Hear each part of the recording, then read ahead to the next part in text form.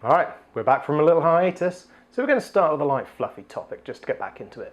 Our topic today, the future of HEMA. Oh, for fuck.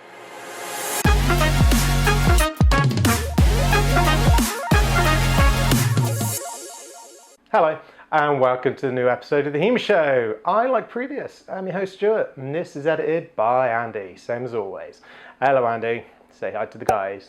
Good work. Yes, we're back from a little hiatus. Had a little bit of time off, a little bit of time on my end, a little bit of time on Andy's end. At time of recording, Andy is buying a new house. So congratulations, Andy. Hope it carries on going better than it has been, at least. Anyway, but yes, so we are back. So apologies for being off for a few weeks, but we're back with a vengeance. Hello, boys! I'm back! So I hope you guys have been doing well. Hope you guys have been humoring along nicely. So today's subject is, as I say, a bit of a fluffy one for the first subject back, but what do I think the future of HEMA is? Yeah, big topic. Buckle in. Christ, this isn't going to get contentious, is it? Right. So honestly, I've been thinking about this after having a few weeks off and watching the competitive circuit and where we've been going and things like this. Honestly, I think the HEMA, or the future of HEMA, is in sport. Listen, that child is going to be a pro athlete. Oh! I know, contentious, shoot me now, blah, blah, blah, blah, blah, betrayal. But it is, honestly, it is. I genuinely think the way that HEMA is going to grow and get better is by progressing and pursuing the sporting element of it. I am seeing fantastic things in the competitive circuit. I'm seeing genuinely innovative fighters. I'm seeing interest and progression from people. I'm seeing fights that are good and engaging, and it's just growing. If you go back 5-10 years, it was nothing like this. This is a clear path of the way that HEMA is going. I know some people aren't going to like it. Some people like to keep it their HEMA, the historical side of it, or whatever it doesn't even have to be historical, but whatever they perceive as the way that it has been. People kind of want to keep it as it is. But honestly, when I say the future of HEMA, that is kind of a loaded question. It's not really helpful as a term, to be honest. It's how is HEMA going to be progressing? Honestly, yeah, sport, competition, but why? Well, if it doesn't progress, and this is my main gripe, really, with people that say they don't want HEMA changing or the sportification of HEMA or anything like this. It's fine, that's your opinion, you're entitled to it, whatever. Generally, I don't really care. Everyone is allowed to have their opinion, obviously. And I barely care about my opinions, let alone yours. So why? Why is it important to actually look at it and hope that it progresses and not just stays what it is? Because if things don't move, they stagnate and they die. It is that. Even the most die-hard fans of the way things are will eventually get bored if there's no innovation, if things stay the same. And the future of HEMA is it needs to innovate. And it's what I've been seeing so much. Seeing good coaches do interesting stuff, bringing in different things. Looking at good fighters do cool stuff at competitions. Just even talking to my coaches, they're just thinking outside the box all the time. So it's got to be progressing. It's got to be moving forward. It's got to be being interesting. And sport is really giving us that opportunity. What's working? What are the current problems? What is dominating the competitive circuit? How do we break that? All these question and answer and reply back and forth, it's going to keep it growing. One season from the next to the next isn't going to be the same. It's going to be changing every single season. Different things are going to be functional. More people are going to do what's in vogue or useful, or the OP move, whatever. So then people will respond to it. People will do that. This will no longer be useful. It's going to keep forcing people to update, training in new ways, forcing coaches to think in new ways and teaching in new ways. And honestly, that's where it's at. I think if HEMA stays still at the moment, that's possibly the worst thing. I really think that HEMA is on a tipping point at the moment, where if it was just to sit still, it's going to die a death. Whereas if we keep pushing it at this crucial moment, it will massively grow and it will just get bigger and better. And just because I'm saying, in my opinion, that the future of HEMA is in sport, it doesn't mean that there's nothing to be had for people that are just purely in it for the history or purely in it for fun. It doesn't mean that at all. It just means that the sport is going to progress. It means that HEMA as a thing, as an entity, is going to progress.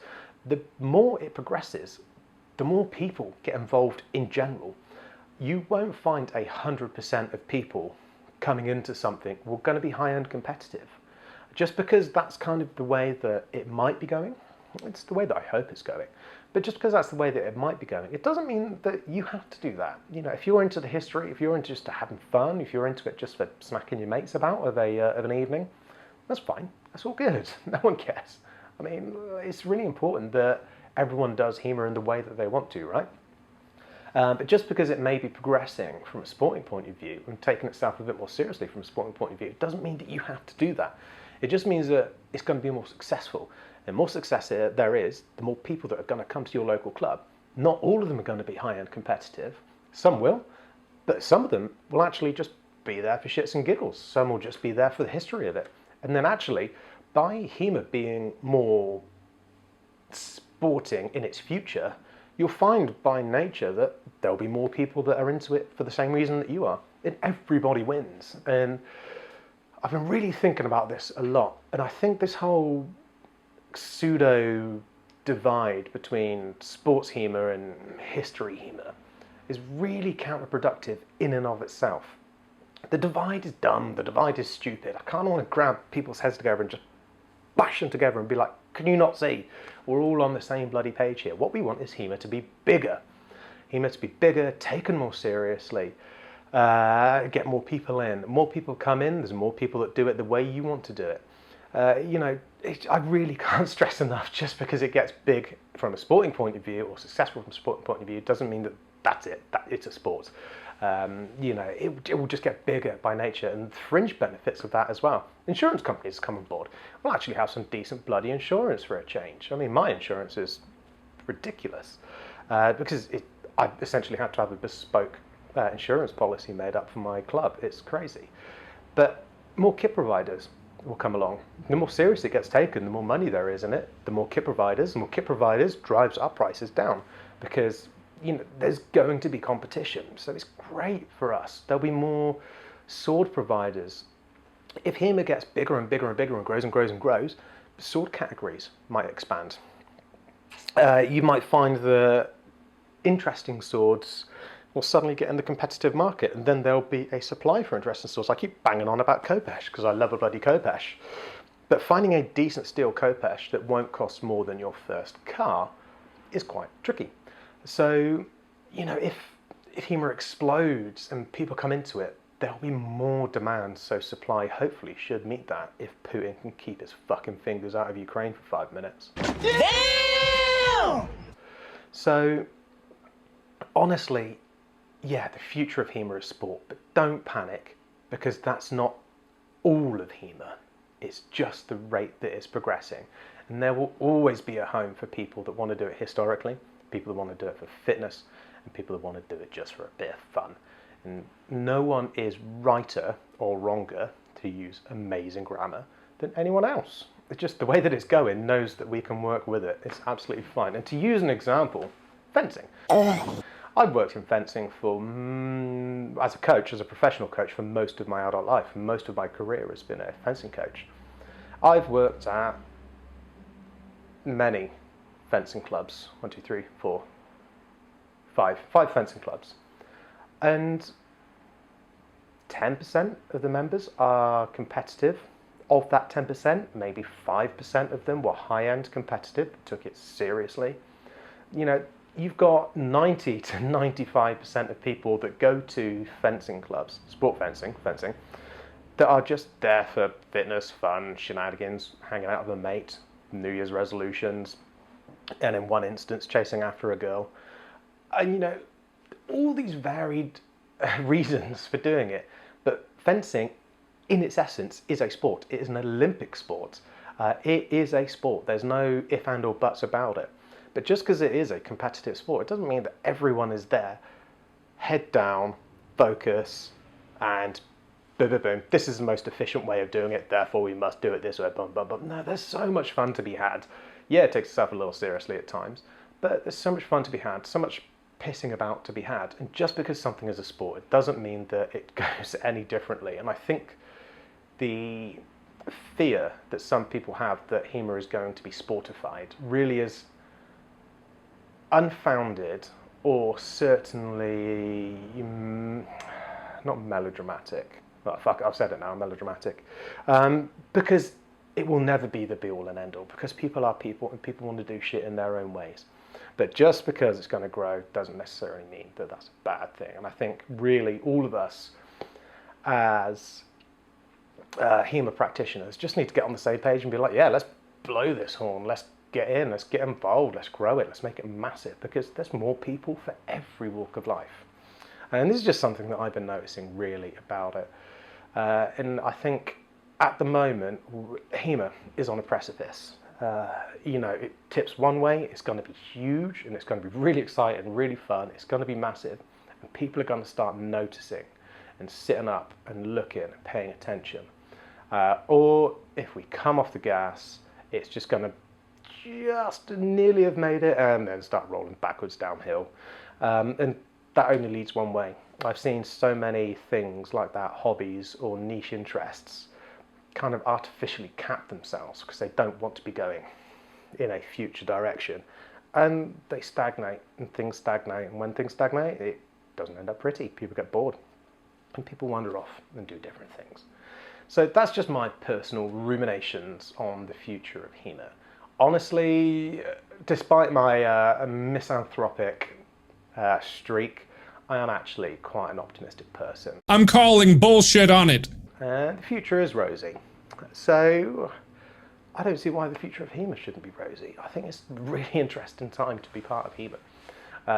As a club leader, I'm finding people coming to me that have no interest in history, no interest in sport competition, no interest, particularly in swords, no prior avenues that would have pointed them towards HEMA. But I'm getting emails from people going, just seen your club, looks kind of cool, can I have a go? And that's really the true test of something's popularity. There's someone who has no bias, no need to search it out. People are just kind of tripping over it and going, that looks pretty cool. That's the true test of something that's starting to succeed. And we're getting that now. So we really shouldn't be artificially stamping on that brake. Let's all jump on this party bus and have fun. And that's what I think we should really do as a community. And on the whole, we really are. We really are doing it. And everyone is really working towards the future of HEMA and its future success. I think if you are concerned about the sportification of HEMA, for someone who is a big advocate of the sportification of it, don't worry. It really isn't anything to worry about. It will be historical based. It will always be historical based. It just means that the more sporty it will get, more people get involved, more people that will be interested in the history. I really think, I genuinely, this isn't me trying to pacify anyone. No one's really jumped up my arse about this recently. It's just thoughts I've been having. We really don't need to worry about it. And likewise, if somehow it gets massive because of being an academic historical pursuit, because academia is massive, the sports people don't need to worry either, because there will always be people that want to push themselves and make themselves better. Anyway, so that's my ruminations. On to the Q&A.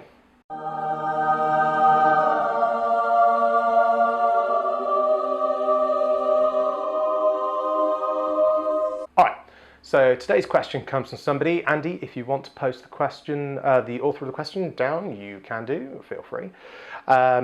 Today's question is, how do you fight the same people over and over again without becoming disheartened? Or something to that effect. I remembered it properly because fuck professionalism, apparently. So this is interesting because this kind of leads into the sportification of HEMA, or at least competition fighting. How do you fight the same person over and over without losing yourself or your motivation? I'm making some assumptions that this is a competitive or someone at the club that you just can't beat. And basically you're butting up against hard mode and you're really struggling to beat them. And I would say that's your first mistake. You shouldn't be aiming to beat these people that are the unbeatables. In the long run, yes. But that's not where your head needs to be at. Use these people as an acid test. When you fight this person, do you score any points or are you getting whitewashed? Then your first goal is actually, I'm going to take a point off this knobhead. And then once you can reliably take a point off of them, maybe try and get 2 or 3, or see if you can get the first fucking helicopter landing outside. What is going on, honestly? I assume this isn't Putin invading. Christ, I've said Putin twice now. There's no way this is being monetized. All 200 of my viewers. Ridiculous.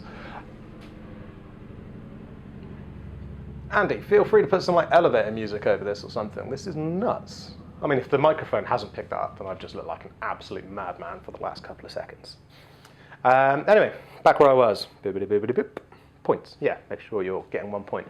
If you are, reliably getting a point or 2 points off of this person, then see if you can be the first one to get the points. See if you can take the initiative of the fight. If that's happening, then maybe think about, are you actually getting quality hits off this person, not just flailing and kind of, I got hit, brilliant, excellent, go me. Are you getting quality hits? Are you doing what you're actually supposed to be doing? I'm doing rapier at the moment, so are you taking a bind and hitting nicely on the bind? Are you falsing on the bind, second intention in another line, something like that. If you are reliably getting points and you are seizing the initiative more often than not, or capable of seizing the initiative when you need to, start thinking about specific moves. Are you making those moves work, or are you stumbling dick first into those moves? Not something I recommend. But yeah, so realistically, what I'm beating about bush with here is it's about micro goals. If there's someone who is hard mode, then don't think about beating them. That's too macro. That's too much big picture shit. And that way madness lies. Think about the micro goals. Really think about these little steps that build you up. And then eventually, if you take care of these little steps, the victory will take care of itself. And also, that's how you stay motivated when you talk about someone like this. And this is something I've done in real life, back in the competitive circuit. 2000 and, Christ, 8, 9, I want to say, maybe 10, fuck knows. Anyway, there was a chap called, I'll just call him Max, so I don't want to say his last name too publicly.